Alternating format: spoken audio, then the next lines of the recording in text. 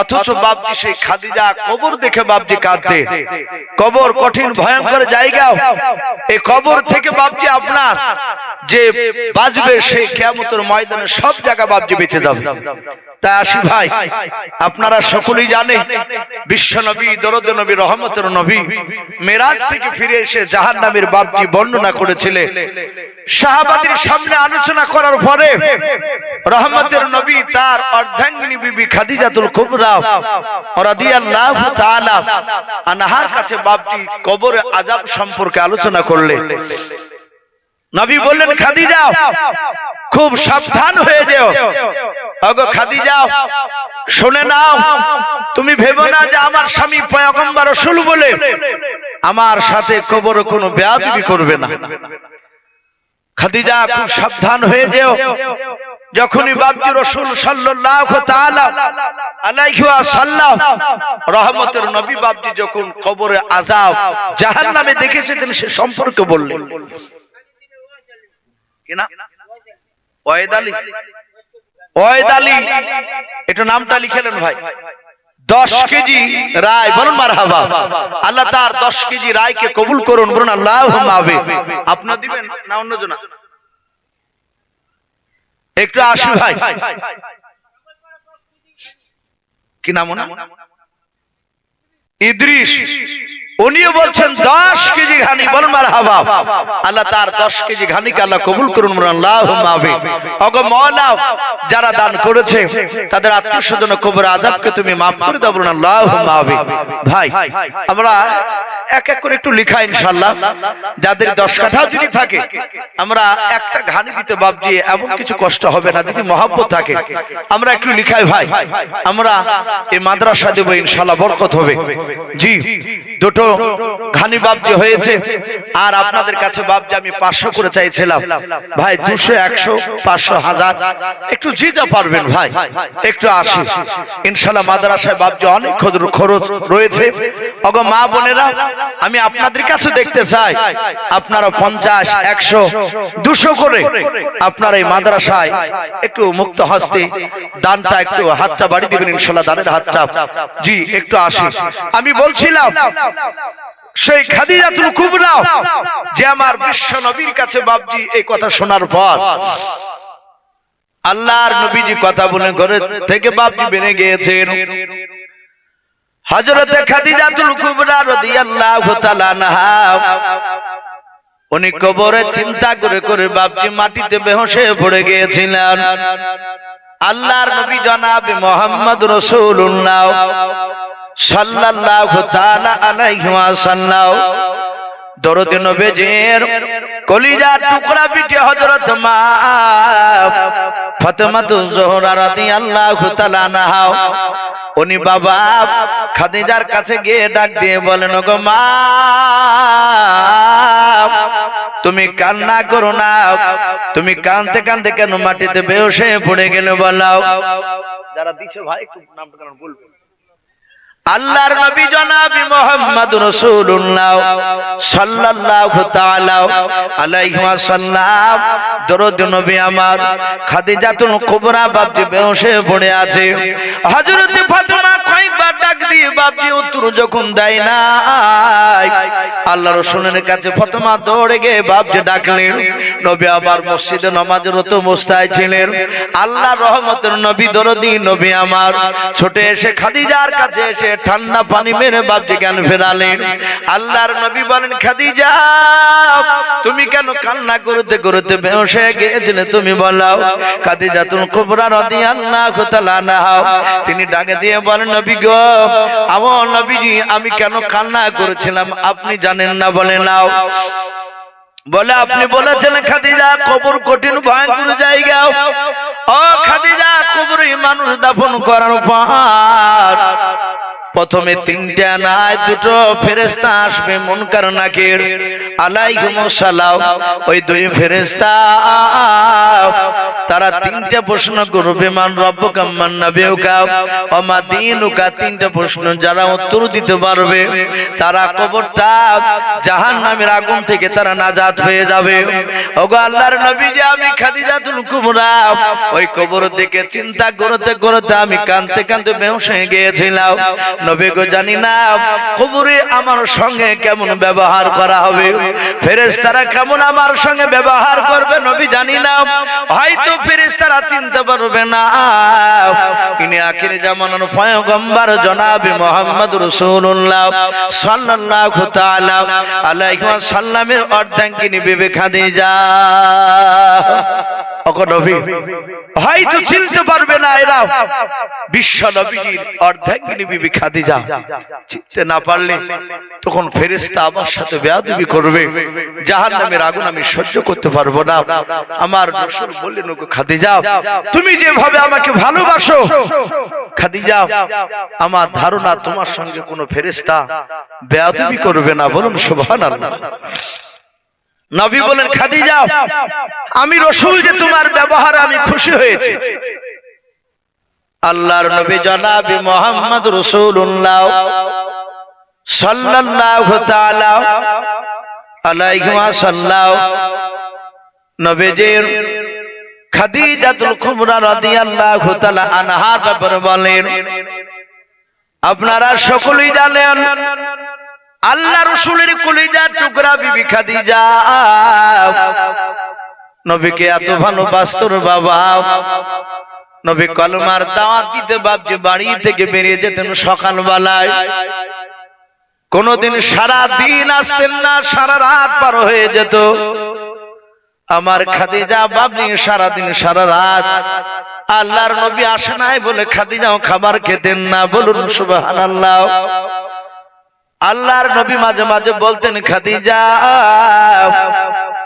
তুমি কি খাবার খাও নাই? খাদিজা বলতেন, নবীজি আপনি বাড়িতে আসেন নাই তাই আমিও খাবার খেতাম না। আমি আপনাকে নিয়ে এক বাসনে খাবার খাবো নবী গো। এই অপেক্ষা করতে করতে আপনি আসতেন না, রাত হয়ে যেত। আবার কোন সময় বাবা আল্লাহর নবী জনাবে মুহাম্মদ রাসূলুল্লাহ সাল্লাল্লাহু তাআলা আলাইহি ওয়াসাল্লাম নবী আমার মার খেয়ে বাপজি রক্তাক্ত শরীর নিয়ে গভীর রাত্রি বেলায় খাদিজার বাড়িতে যেতেন। আল্লাহ রাসূল মার খেয়ে রক্তাক্ত শরীর নিয়ে কাঁদতে কাঁদতে খাদিজার দরজার কাছে গিয়ে ডাক দিয়ে বলতেন, খাদিজা। আল্লাহ রাসূল সাল্লাল্লাহু তাআলা আলাইহি ওয়াসাল্লাম খাদিজাতুল কুবরা দরজাখানা বাপজি সালামের উত্তর দিয়াও হযরতে খাদিজা দরজা খুলে দিয়ে বলতেন, প্রাণের স্বামী আপনার বিবি খাদিজা, আমি দাঁড়িয়ে আছি, ঠিক লাগে ঘুমাই না বিছানায়, আপনি আসুন। আল্লাহর নবীকে পাঁজা মেরে ধরতেন। আল্লাহর নবী বাচ্চা ছেলের মতো কেঁদে কেঁদে বলতেন, খাদিজা আবু জেহেলের লোকেরা আমাকে পাথর দিয়ে মেরে কপালটা ফেটে দিয়েছে রে খাদিজা। ওরে খাদিজা, আমি তো তাদের কাছে কোনো অন্যায় করি নাই। এই খাদিজা, আমি যে তাদেরকে আমি আঘাত দিয়ে কথা বলি না। খাদিজাতুল কুবরা রাদিয়াল্লাহু তাআলা আনহা আল্লাহ রাসূলকে বাপজি আপনার জোরে ধরে বাপজি চুমা দিয়াও। খাদিজা সান্ত্বনা দিয়ে বলতেন, ও পয়গম্বর রাসূল আপনি কাঁদবেন না। নবী গো, আপনার পূর্বে যারা নবী হিসাবে রাসূল হিসাবে তারা এসেছিল, ও নবীজি তাদের কওমরা তাদেরকে ধরে ধরে মার দিয়েছে, তাদেরকে কত বিক্ষত করেছে, এমনকি তাদেরকে পর্যন্ত জবাই করে দিয়েছে। ও নবীজি, ওরা যদি আপনাকে চিনতে পারতো আপনি আখিরি জামানার পয়গম্বর রাসূল, নবী আপনাকে তো মারেন কথা, আপনার দিকে গরম করে তারা কথা বলতো না। বলুন সুবহানাল্লাহ। ওগো রাসূল কাঁদবেন না, ওরা চিনতে পারে নাই। আপনি যে রসুল, আপনি এত দামি নবী জানতে পারলে ওরা মানতো না। আমাদের স্ত্রীর এরকম কথা বাপজি বলবে না। কেউ যদি মারে একটু বাড়িতে গিয়ে দেখেন, একটু পরীক্ষা করে যে অমুক পাড়ার অমুক লোক আমাকে মেরেছে, আমার মেরে দেখো নাকটা ফেটে দিয়েছে, নাকি ঘুষি মেরে, তখন তার স্ত্রী বলবে মারবি তো তুমি পাকা মেয়েরই, অমনি কথা বলে বলবে এই তোমার লাক ফাটাতে পারো নাই, তুমি মেয়ে ছেলের মতো তুমি ব্যবহার দেখাচ্ছ, তুমি আমার চুরি লাউলিয়া তোমার হাতে পড়ো। বাপজি সান্ত্বনামূলক কথা বলতে জানে না। খাদিজা বলছেন ওগো স্বামী, ওরা যদি আপনাকে চিনতো আপনি পয়গম্বর রাসূল, তাহলে কখনই আপনাকে ওরা মারতো না। বাপজি আমার বিশ্ব রাসূল সাল্লাল্লাহু তাআলা আলাইহি ওয়াসাল্লাম কে সান্ত্বনা দিয়ে খাদিজা বলছেন নবী কাঁদবেন না, আপনার পূর্বেকার নবী রাসূলকে মেরেছেন। আপনারা সকলে নাম শুনেছেন, একজন শামাউন বলে একজন আল্লাহর নবী ছিলেন, হযরতে শামাউন নবী পয়গম্বর আলাইহিস সালাম। দুনিয়ার বুকে বাপজি কয়েক বছর তিনি ঈমানের মেহনত করে তার কথা বাপজি সবাই শুনতো না। এমনকি শামাউন নবী আলাইহিস সালামের স্ত্রী পর্যন্ত সে শামাউন নবীর বাপজি বিরোধিতা করেছিল। উনি সেই সময়কার যা কলেমার দাওয়াত তাই তিনি দিতেন, লোকেরা তার কথা শুনতো না। এমনকি তাকে ধরে অনেক সময় মেরেছে, অনেক সময় দড়ি দিয়ে বেঁধে রেখেছে। শামাউন নবী আলাইহিস সালামকে বাপজি দড়ি দিয়ে বেঁধে ফেললে, এমনকি লোহার জিনজিরি দিয়ে বাঁধিল। আল্লাহ তার শরীরে এত শক্তি দিয়েছিলেন সেই নবী, উনি এইভাবে ঝটকা টান দিয়ে বাপজি সে লোহার জিনজিরি পর্যন্ত ছিঁড়ে ফেলতেন। কিন্তু তার একটা শক্তিকে কাবু করার জন্য তার একটা গোপন রহস্য তার স্ত্রীকে বাপজি বলে দিয়েছিল। তার স্ত্রী তার প্রেম বিনিময় করে তাকে বলেছিল, জগৎ প্রাণের স্বামী তোমার আমি অর্ধাঙ্গিনী বিবি, তুমি বলো তোমার শক্তি কোথায় দুর্বল, তুমি আর কোথায় তুমি শক্তি খাটাতে পারবে না। শামাউন নবী আলাইহিস সালাম ডাক দিয়ে বলেছিল, ও বিবি শুনে নাও, পৃথিবীর যা কিছু আছে তাই দিয়ে আমাকে বেঁধে রাখতে পারবে না। আল্লাহ আমার দেহতে এত শক্তি দিয়েছে রে বিবি, আমি তোমাকে বলবো কোথায় আমার শক্তি কাজে লাগবে নাও। আমার শুনে নাও, এই গোপন রহস্যের কথা আমি আর আল্লাহ ছাড়া কেউ জানে না। বিবিরে তোমাকে বললে হয়তো ক্ষতি হতে পারে। বিবি তার সামনে বাপজি প্রেম বিনিময় করে মধুর শুনে তাকে ডাক দিয়ে বলেছিল, চিন্তা করো না তোমার আমি বিবি, তুমি আমাকে না বলে তুমি কাকে বলবা? ওরে স্বামী বলো তুমি কোথায় শক্তি তুমি খাটাতে পারবা না? ডাক দিয়ে বলেছিল, বিবি রে তুমি আমার পা থেকে পর্যন্ত তুমি বুক পর্যন্ত তাকাও, আমার পায়ে হাতে বুকে পেটে পেটে বড় বড় পশম রয়েছে দেখতে পাচ্ছ? বলে হ্যাঁ। ও নবী, অন্য মানুষের তুলনামূলক আপনার দেহতে শরীরে অনেক লোম রয়েছে। শামাউন নবী আলাইহিস সালাম বলেছিল, বিবি আমার শরীর থেকে যদি পশম কেউ যদি কেটে নিয়ে ওই পশম পাকে যদি আমার হাত পা যদি বেঁধে দেয়, আমি ওই পশমের দড়িকে আমি ছিঁড়তে পারবো না। শামাউন নবীর বিবি শুনে নিল। গ্রামের বাপজি মোড়লদের কাছে বাপজি তার গোপনে যাতায়াত ছিল। নিজের স্বামী বাদ দিয়ে গ্রামের মোড়লকে বলেছিল, আমি তোমাদেরকে গোপন রহস্য আমার স্বামীর বলে দিতে পারি, শর্ত হচ্ছে আমার স্বামীকে যদি তোমরা মেরে দাও, মেরে দেওয়ার পরে আমারও একটা স্বামীর প্রয়োজন হবে। বলো তোমরা আমার জন্য সুন্দর দেখে একটা ছেলের ব্যবস্থা করে যদি দাও, তাহলে আমার স্বামীর গোপন দুর্বলের কথা আমি তোমাদের সামনে বলবো। বেঈমানেরা কথা দিল শামা নবী আলাইহিস সালাম দিনের বেলা বাড়িতে ঘুমিয়ে আছেন, এদিকের বাবা শামা নবীর বেবি গোপনে বাপজি চুপে চুপে তার দেহ থেকে বাপজি পশম গুলো কেটে নিল। অনেকগুলো পশম কেটে নিয়ে সঙ্গে সঙ্গে ওই পশম দিয়ে বাবা পাক দিয়ে দিয়ে বাপজি সুলাইমান নবী নাই শামা নবীর হাত পা দুটো বেঁধে ফেলল। ঘুম ভেঙে গেল। শামা নবী বলে বিবি কাজ কি করলো? বলে চিৎকার করে বলে আমি করেছি। বলে বিবি রে, আমি প্রথমে বলেছিলাম তোমাকে বলা যাবে না, তুমি আমার বড় ধরনের ক্ষতি করতে চলেছ। বিবি আমি তোমার স্বামী, তুমি আমার অর্ধাঙ্গিনী ভেবে এভাবে পশম গুলো খুলে দাও। আর শক্তি আমি ব্যয় করতে পারি নাই, আমি হাত পা লড়াতে পারি নাই।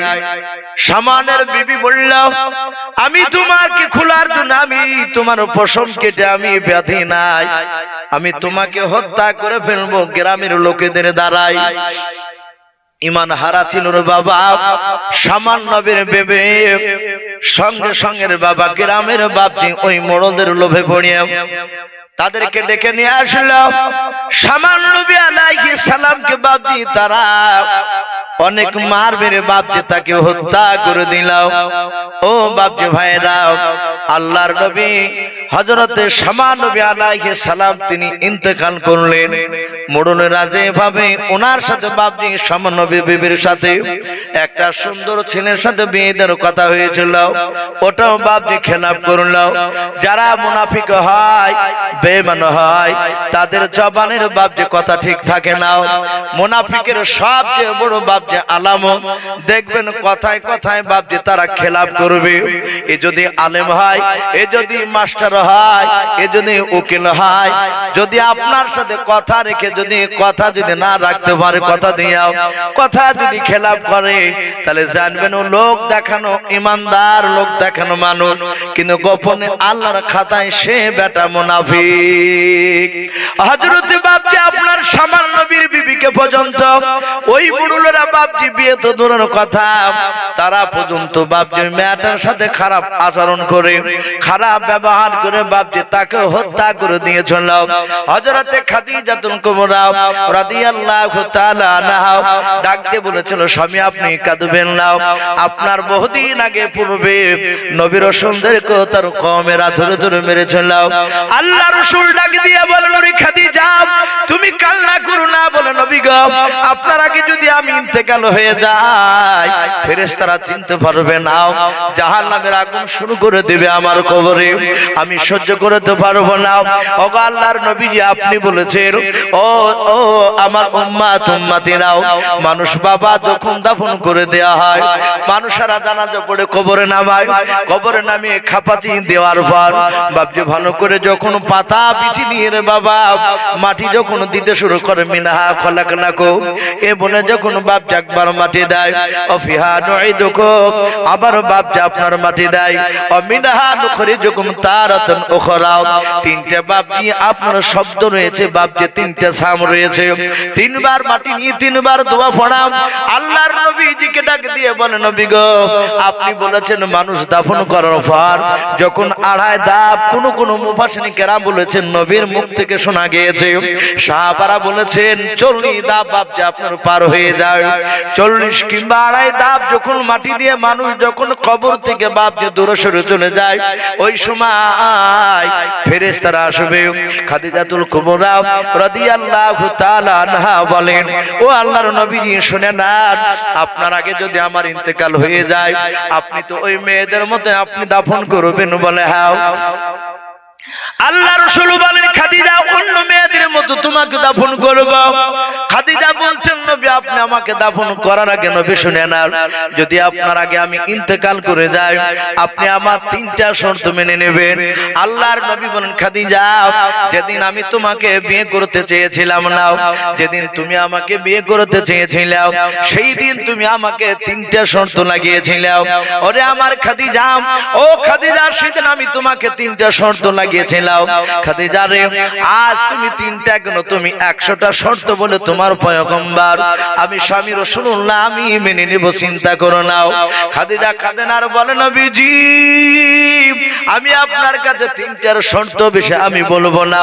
আল্লাহর নবী যে বললেন ও খাদিজা তাড়াতাড়ি তুমি বলো। হাদিসে পাওয়া যায় খাদিজা মৃত্যুর সময় আল্লাহর নবীর হাতের উপরে এইভাবে বাপনি মাথাখানা রেখেছিলাম, আল্লাহর নবীজি কোলে করে নিয়েছেন, খাদিজার পা দুখানা বাপজি মাটিতে আছে, খাদিজার মাথাখানা নবীর কোলের উপরে এইভাবে বাপজি নিয়ে ধরে আছে। আল্লাহর নবী খাদিজার মুখে চুমা দেয়, খাদিজার কপালে চুমা দেয়, এত মহব্বত ছিল তাদের মধ্যে। আল্লাহ রাসূলের কলিজা টুকরা বিবি খাদিজাতুল কুবরার 2 চোখের কোণা দিয়ে পানি গড়ে যায়। আল্লাহর নবী বলেন ওরে খাদিজা মওতের যন্ত্রণা বুঝে তুমি কষ্ট বাঁচো, ওরে খাদিজা যন্ত্রণা মনে হয় মওতের বেশি হচ্ছে। খাদিজা আস্তে করে বলে স্বামী গো আমি মওতের যন্ত্রণায় কাঁদি নাই। নবী বলেন তাহলে তুমি আমার দিকে চেয়ে চেয়ে কেন কাঁদছো বলো। আস্তে করে বলে হুজুর আপনার কানটা নাই মুখটা না, আপনার কানটা আমার মুখের গুড়ি নিয়ে আসুন। আল্লাহর নবী কানটা নিয়ে গেলেন, খাদিজা কিভাবে ধরে আছেন। খাদিজা আস্তে করে বলছেন হুজুর আমি মনে হয় বাঁচবো না, ইন্তেকাল করে যাব। আ নবীজি আমি মওতের যন্ত্রণায় কান্না করি নাই। আল্লাহর নবী কেঁদে কেঁদে বলেন খাদিজা তুমি কেন আমার দিকে চেয়ে চেয়ে কাঁদছো বলো, চোখ দিয়ে কেন পানি গড়াও। কাঁদেন আর বলেন খাদিজা নবী গো আমি আপনার ভবিষ্যতের দিকে চাই কান্না করতেছি। আল্লাহর নবী বলেন খাদিজা এমন কি ভবিষ্যতের দিকে লক্ষ্য করে তুমি কাঁদছো তুমি বলো।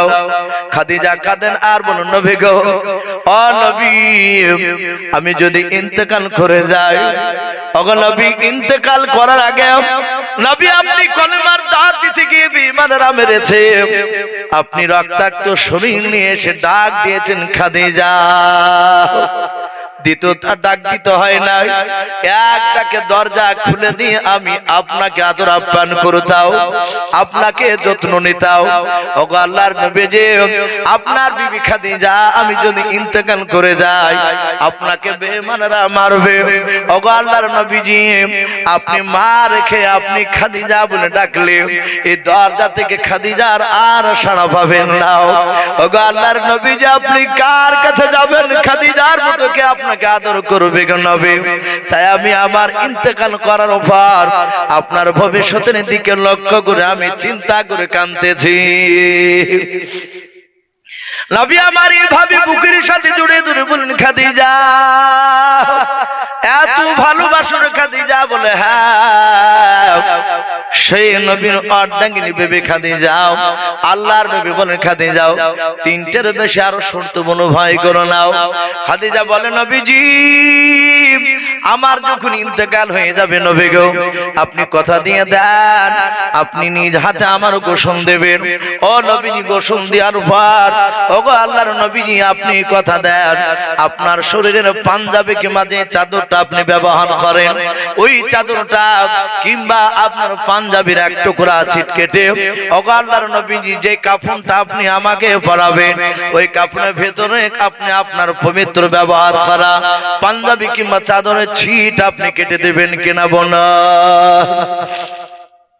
আল্লাহর নবী বলেন খাদিজা আমি কথা দিলাম 2 নাম্বার কি শর্ত বলো। বলে নবী গো কবরে রাখার সময় নবী আপনি কথা দেন আমাকে কবরে রাখার আগে নবী আপনি আমাকে উপর রেখে নিচে নামবেন।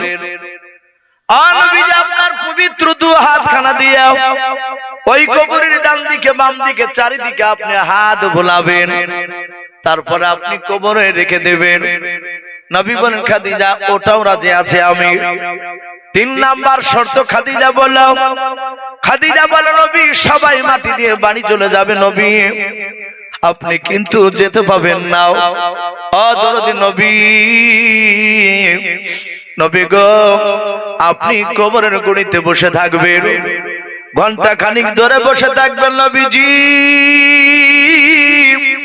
আর কবরের উপর থেকে আপনি দোয়া করবেন যেন আমি ওই ফেরেশতার দুটো যে ফেরেশতা তিনটা প্রশ্ন করবে ওই তিনটা প্রশ্ন উত্তর যেন দিতে পারে। বলুন সুবহানাল্লাহ।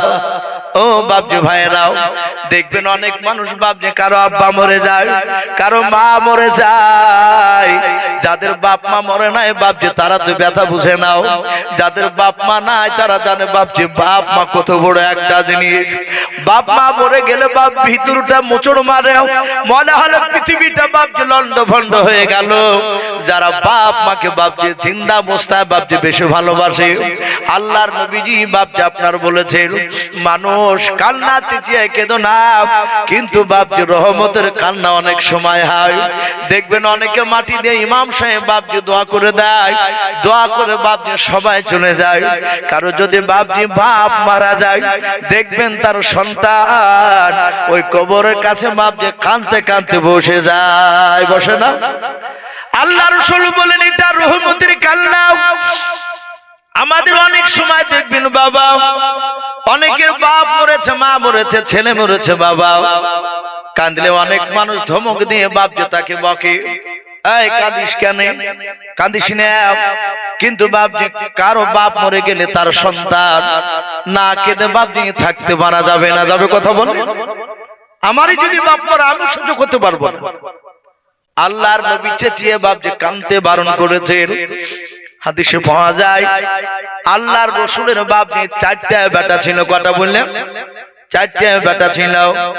নবীর চার বেটা বাপজি ছোটবেলাতে মারা গিয়েছিল। নবীর একটা বেটার নাম ইব্রাহিম, মরিয়ম বিনতে বাপজি আপনার বলে বাপজি একটা রাসূলের আপনার বিবির নাম ছিল হযরত বাপজি মরিয়া কিবতিয়ার কলিজার টুকরা সন্তান ছিল বাপজি ইব্রাহিম। ইব্রাহিম মৃত্যু শয্যায় ছটফট করেছেন, বাবা বেঁচে থাকবে না। আল্লাহর নবীজি বাড়িতে নাই, নবীর ঘর থেকে বাপজি একটু দূরে আছে। সাহাবাদেরকে নিয়ে বাপজি আলোচনা করেছিলেন।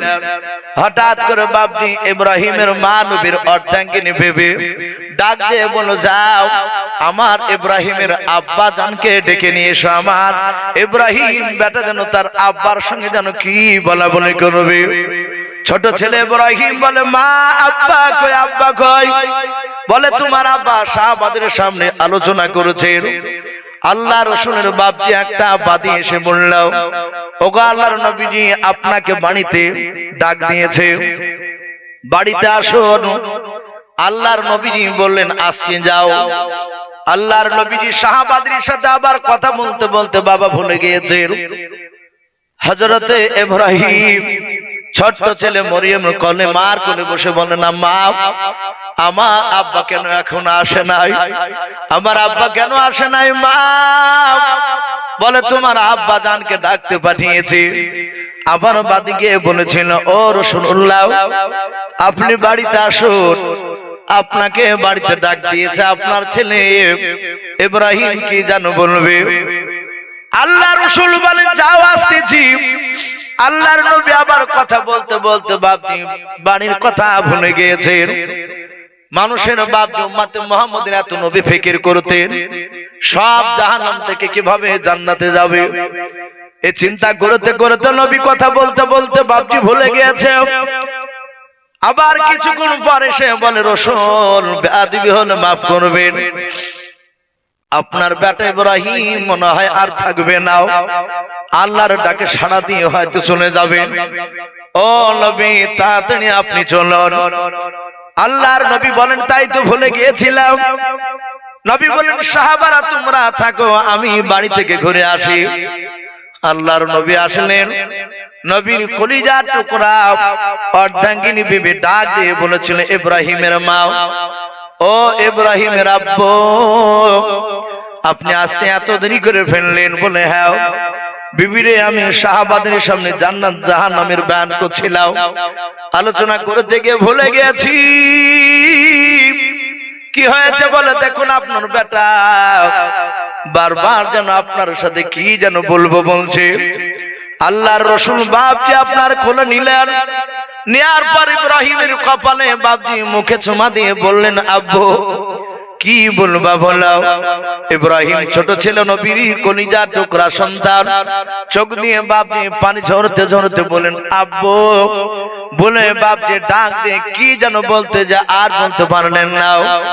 উনি সাথে ইন্তেকাল করলেন। পড়ে ইন্না লিল্লাহি ওয়া ইন্না ইলাইহি রাজিউন।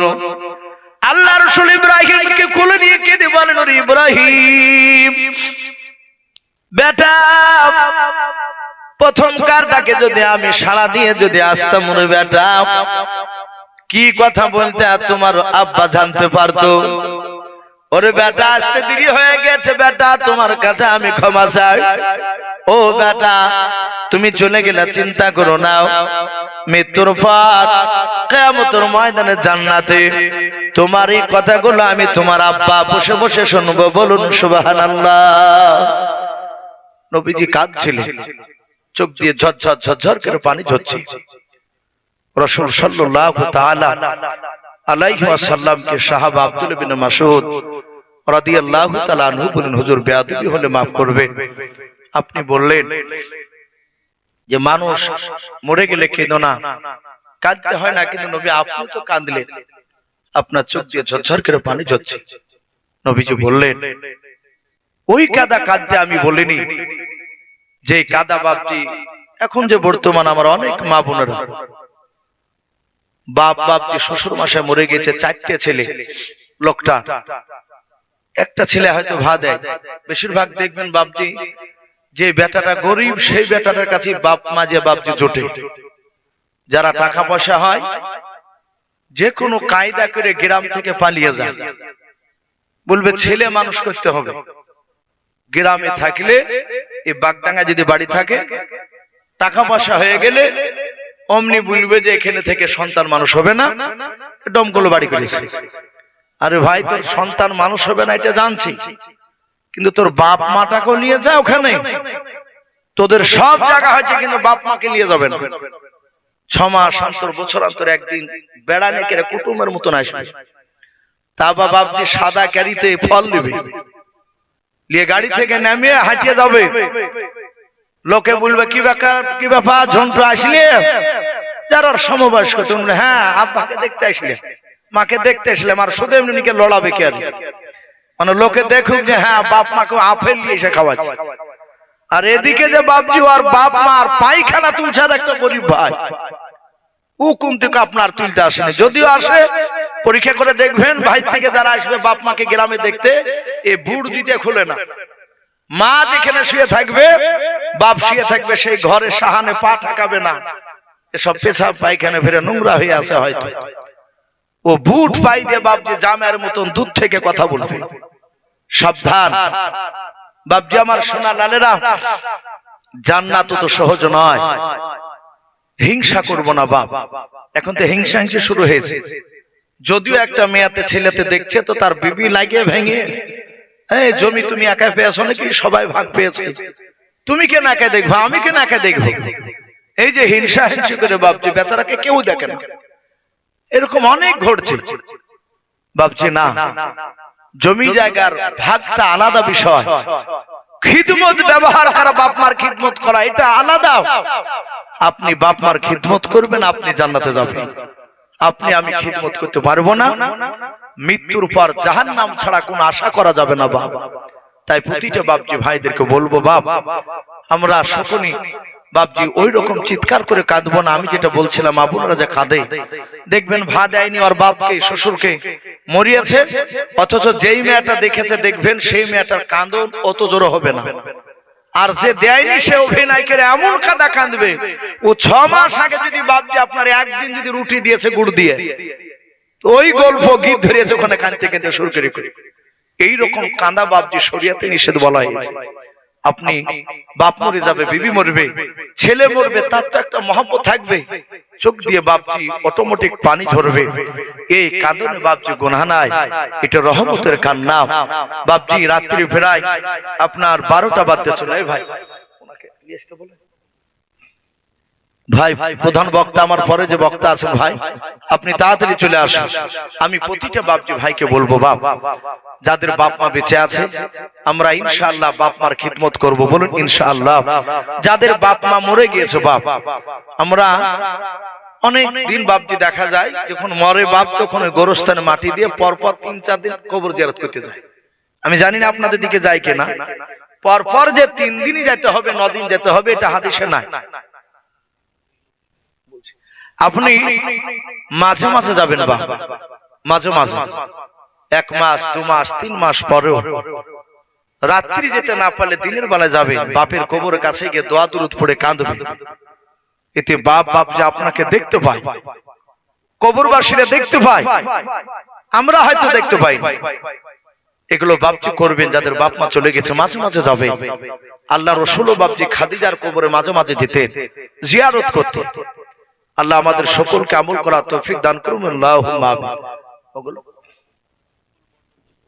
মকল মন্ডল 10 কেজি রায়, আল্লাহ তার দানকে কবুল করুন।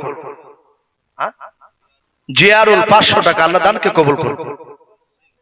ইদ্রিস শেখ 10 কেজি রায়, মুমতাজ মালিথা 10 কেজি রায়, সালাম মালিথা 10 কেজি রায়, শাহাবুল 10 কেজি রায়, মুক্তার মন্ডল 10 কেজি রায়। মাশাআল্লাহ, আমি তো ভাবছিলাম মনে হয় দেয়নি 2-3 জনের পরে। রোহুল মহাজন 5 কেজি রায়, অজাদ আলী 2000 টাকা, আল্লাহ সকলে দানকে কবুল করুন, আল্লাহুম্মা আমিন। আকবর আলী 500, মনিরউদ্দিন মালিথা 500, লালটু মন্ডল 500। মাশাআল্লাহ, আল্লাহ আর করিম মন্ডল ইনো 500 টাকা দিবেন। আল্লাহ সকলে দানকে কবুল করুন, বলুন আল্লাহুম্মা আমিন। ভাই শেষের বেলায় আমার ভাই জানের হাতে, খুব ভালো মানুষ, ওনার হাতে বাপকে আপনারা কিছু দেওয়ার চেষ্টা করবেন ইনশাআল্লাহ। শেষ দোয়া নিয়ে ইনশাআল্লাহ যাওয়ার চেষ্টা করবেন। আল্লাহ আমাদের সকলকে কোরআন এবং সুন্নাত মাফিক আমল করার তৌফিক দান করুন, বলুন আল্লাহুম্মা আমিন, আল্লাহুম্মা আমিন। ওয়া আখির দাওয়ানা আনিল হামদুলিল্লাহি রাব্বিল আলামিন। আসসালামু আলাইকুম ওয়া রাহমাতুল্লাহি ওয়া বারাকাতুহু। মাশাআল্লাহ।